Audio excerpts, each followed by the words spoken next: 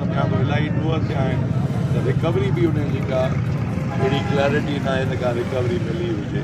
हिते ई सूबेदार ॿिया पाड़ में जेको आहे सो को चंदो मंदो करे कंहिंखे भरे था ॾियनि, कंहिंखां अॻी न अॻी वधनि था, चवनि था भाई 4 मोटरसाइकिलूं भरे 5 भरे जो, पर मां सम्झां थो टोटल हिन महिल जेका पुलिस आहे उहा जेसि ताईं पुलिस असुल पंहिंजी पुलिसिंग न कंदी, सियासी जेका आहे सो जेका इंटरफेरेंस आहे या सियासत जो जेको इन्फ्लुएंस आहे पुलिस में उहो ख़तमु न थींदो तेसि ताईं हालात न सुधरंदा।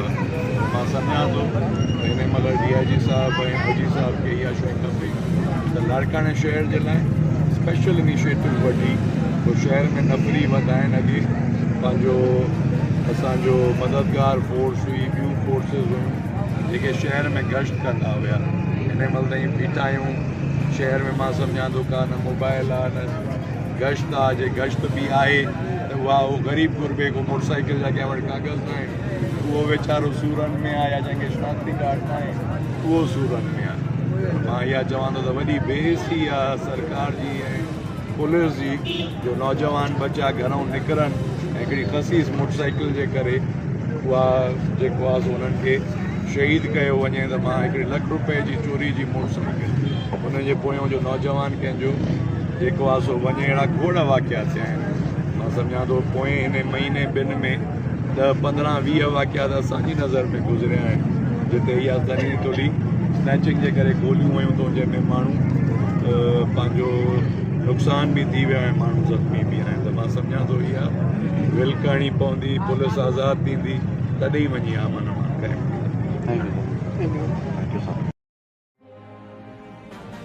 हाशिम संगत के मुख्य खलीफे डॉक्टर फ़कीर मोहम्मद हाशिम खासकेली कोट मुर्शिदाबाद देह लग संजोरो पहुची रोज़ाना मेरान अख़बार जी चीफ एडिटर फ़कीर हाजी मंठार मंगरू जी भाॼाई ऐं फ़कीर हाजी दिलबर जी घरवारीअ जी दे ताज़ियत कंदे जंहिं उर्जमात जे मौज़िद शख़्सियत फ़कीर अली अकबर जंजवा ऐं ॿिया इलाइक़े जा वासी पिणु मौजूद हुआ। आला हज़रत पीर साईं पागारा जन जे साहिबज़ादे सैयद मोहम्मद राशिद शाह राशदी जन सां फ़कीर नियाज़ मोहम्मद बमरो, सैयद गुल मोहम्मद शाह राशदी, जूनियर शौकत अली बमरो जी मुलाक़ात। आला हज़रत पीर साईं पागारे जे साहिबज़ादे पीर सैयद मोहम्मद उमर मुस्तफ़ा शाह राशदीअ जो दुबईअ में अंदाज़ मुबारक।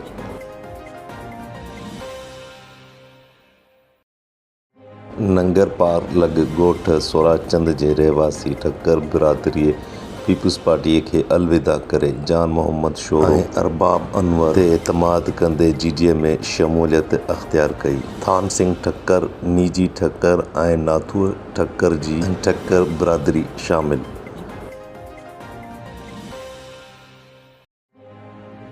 दरगाह रोज़े धणी रहमतुल्लाह अलैह पीर जो ॻोठ मुख़लिफ़ो फ़कीर कादिर बख्श मंगरियो चौंकर जैसलमेर हाफ़िज़ सनाउल्लाह सुमरो सिकंदरीअ सां मुलाक़ात।